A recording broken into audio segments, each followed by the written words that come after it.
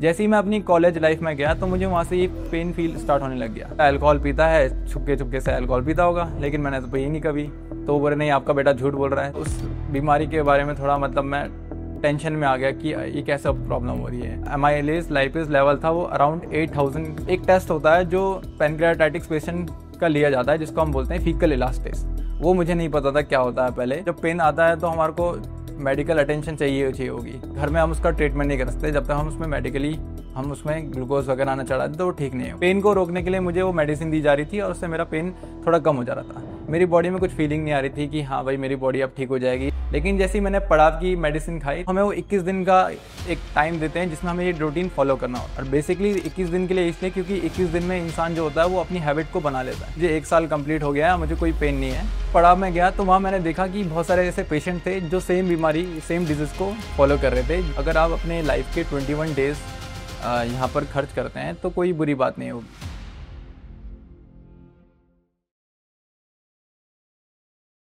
Pancreatitis division basically एक genetic problem होती है जो हमें बाय बर्थ हमारे एंसेस्टर या हमारे पेरेंट्स से हमें ट्रांसफॉर्म हो सकती है। और पैनक्रियाटाइटिस डिवीज़न में एक्चुअल में होता क्या है, हमारा जब हमारा जैसे ग्रो करते हैं तो हमारे पैनक्रियाज में 2 डक्ट होते हैं जो बाद में एक मिलकर एक पैनक्रियाटाइटिक डक्ट बनाते हैं। तो जिनको पैनक्रियाटाइटिस डिवीज़न होता है उनके जो 2 डक्ट होते हैं ये सेपरेट ही रहते हैं, मिलते नहीं है, जिसके कारण उनके जो एंजाइम्स निकलते हैं पैनक्रियाज से वो प्रॉपरली नहीं निकलते और वो फूड को डाइजेस्ट नहीं कर पाते। आई एम अ पैनक्रियाटाइटिक पेशेंट और मुझे भी पैनक्रियाटाइटिस डिवीज़न है। मेरा नाम सुमित कुमार है और मैं उत्तराखंड के देहरादून डिस्ट्रिक्ट से रहता हूँ। मैंने रिसेंटली अभी मास्टर अपनी कंप्लीट करी है मैथमेटिक्स से और अभी मैं पीएचडी को फॉलो कर रहा हूँ। फर्स्ट टाइम मुझे अटैक 2019 में आया था, फरवरी मार्च मंथ में। और उसके बाद 1 ईयर गैप में मुझे अटैक आते गए। रिसेंटली 2024 में मुझे अगेन अटैक आया जिसके कारण मुझे एडमिट होना पड़ा। और उसके बाद मैंने पड़ाव से मैंने मेडिसिन ली और एक अभी मैं रिसेंटली 1 ईयर कंप्लीट हो गया और मैं अभी पेन फ्री हूँ। 2019 ईयर था जिसमें जब मैं ट्यूशन दे रहा था, बच्चों को ट्यूशन क्लासेस दे रहा था। और ट्यूशन क्लासेस देने के टाइम सडनली मुझे पेन स्टार्ट होना हुआ, मेरे अपर एब्डोमेन में पेन स्टार्ट हुआ जो कि कंटिन्यूसली बढ़ता गया। वो मैं अगर पानी की बोतल भी मैंने पी तो उसके कारण वो और बढ़ता गया। तो एक्चुअल में हो क्या, तो मुझे एडमिट होना पड़ा इमरजेंसी में क्योंकि वो पेन स्टॉप नहीं हुआ। तो देहरादून के एक मिलिट्री हॉस्पिटल में मुझे एडमिट कराया गया। वहाँ पर मेरे टेस्ट वगैरह लिए गए तो वहाँ पता चला कि मेरे ब्लड में मेरे अमाइलेज और लाइपेज के लेवल बढ़ गए थे, जिसके कारण मुझे ग्लूकोज वगैरह दिया और मेरा पेन को कम करा।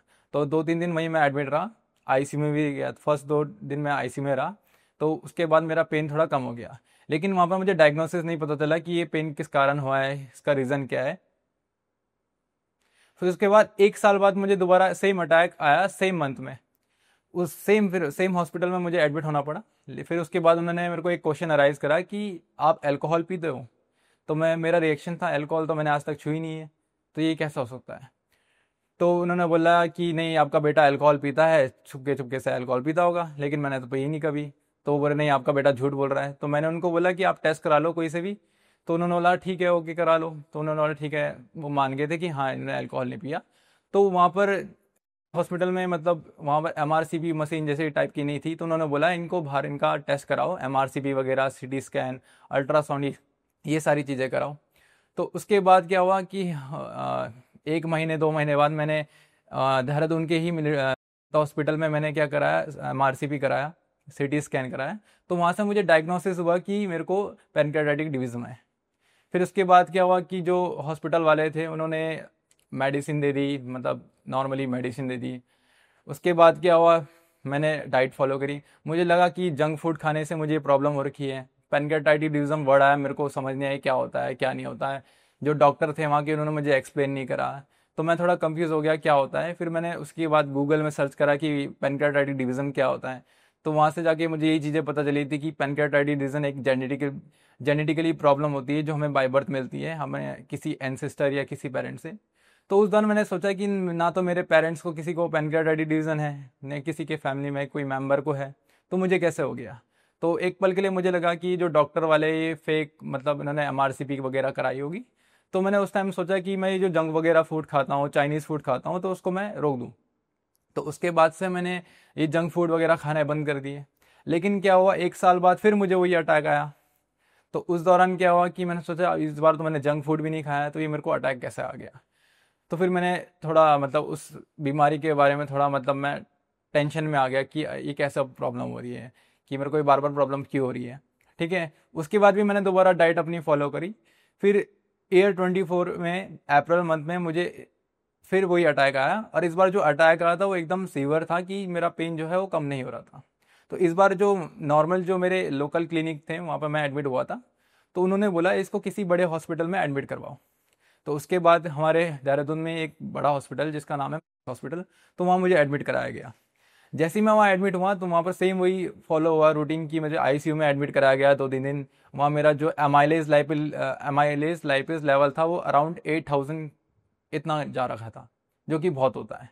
तो उसमें क्या करा, उन्होंने मेरा लेवल को कम कराया, 2 3 दिन वहीं आईसीयू में रखा, मेरी केयर करी। उसके बाद उन्होंने बोला कि इनको मेरे टेस्ट वगैरह कराए, वहाँ पर भी सेम एमआरसीपी वगैरह कराए।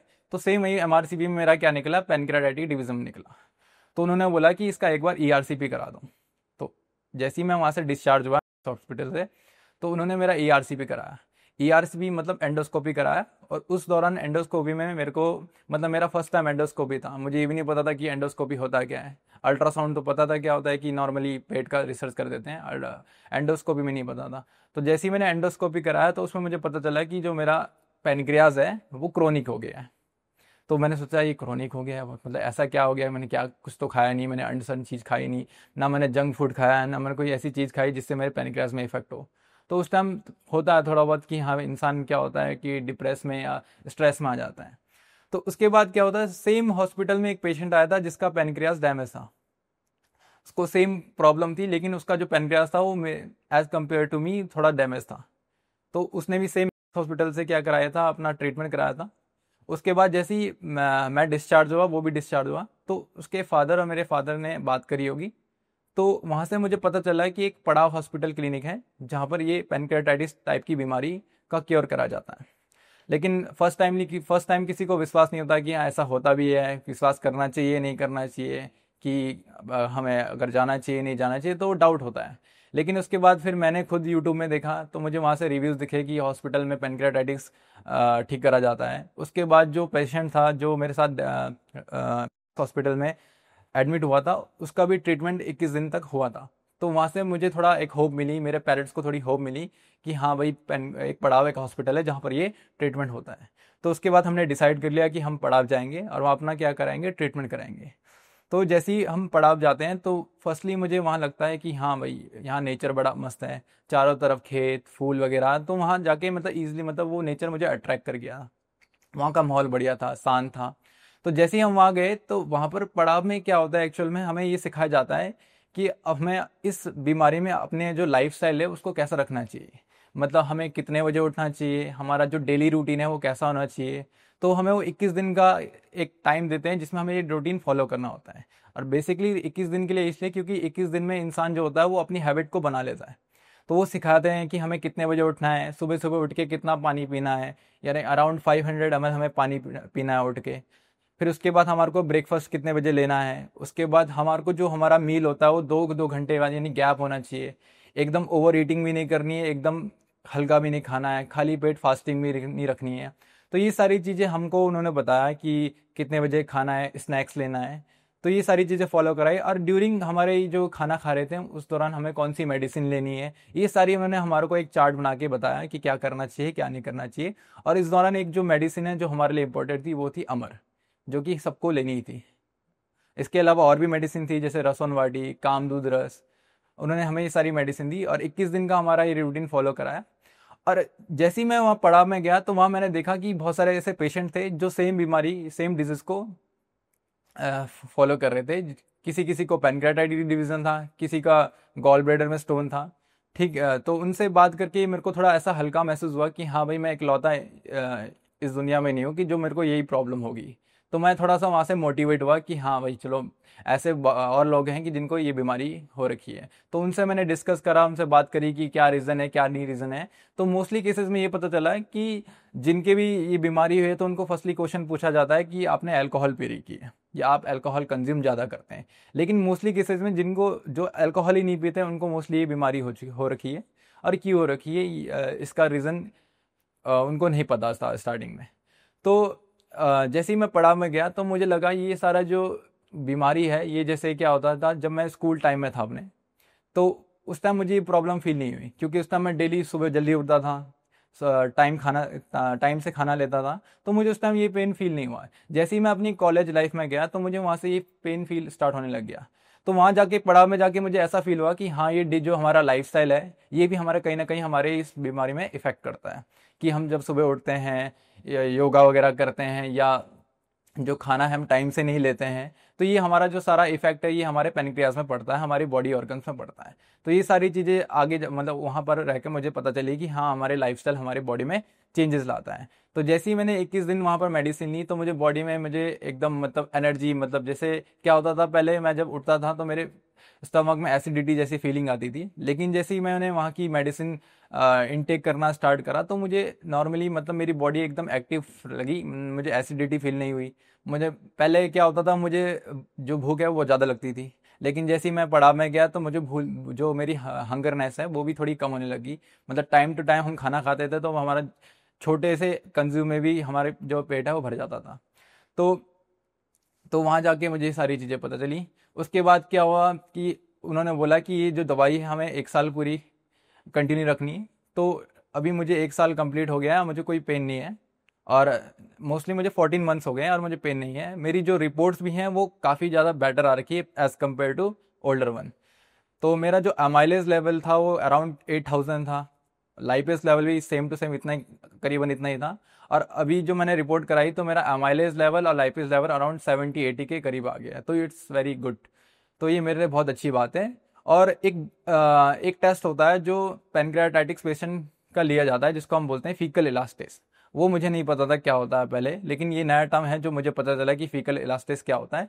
एक्चुअल में ये ऐसा टेस्ट होता है जिसमें हमारे स्टूल टेस्ट लिया जाता है और पता करा जाता है कि इसमें हमारे जो एंजाइम्स है पेनक्रियास से निकलते हैं वो कितना हमारे खाने को डाइजेस्ट करते हैं।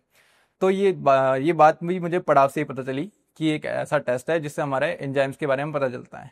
तो जब मेरा पड़ाव में जब मैं फर्स्ट टाइमली एडमिट हुआ था तो वहाँ मेरा जो टेस्ट हुआ था तो अराउंड मेरा अंडर 50 मेरा इलास्टेस टेस्ट आया था। लेकिन जैसे ही मैंने 1 ईयर कंप्लीट अपना टेस्ट मतलब ये ट्रीटमेंट करा है तो अराउंड अभी मैंने रिसेंटली अपनी रिपोर्ट कराई फीकल इलास्टेस की, तो मेरा 800 बहुत ज़्यादा होता है, 800 मेरा क्या है टेस्ट आया, जो कि बहुत अच्छी बात है मेरे लिए। और मैं बहुत खुश हुआ था कि मेरा जो टेस्ट आया है बहुत अच्छा है। तो जो पड़ाव की मेडिसिन है वो मेरे बॉडी के लिए एकदम फिट थी। और उनकी जो दवाई थी, उनका जो डेली रूटीन था, उनका जो चार्ट जो मैंने फॉलो करा उससे मेरी जो बॉडी है उसमें बहुत फ़र्क आया है। तो बेसिक सी बात है, अगर आप अपने लाइफस्टाइल को अगर फॉलो करोगे, खाना प्रॉपर लोगे, डाइट से लोगे, ओवर ईटिंग नहीं करोगे, फास्टिंग ज़्यादा नहीं करोगे, प्रॉपर समय से उठोगे, सुबह सुबह उठ के पानी पियोगे, तो मैं अगर अपनी बॉडी के बारे में पता है कि आपकी बॉडी को कितनी नीड चाहिए कितनी नीड नहीं चाहिए, तो आपकी बॉडी एकदम प्रॉपर फिट रहेगी और जो आपकी बीमारी है जो ये पैनक्रेटाइटिस है आप उससे क्योर कर पाओगे।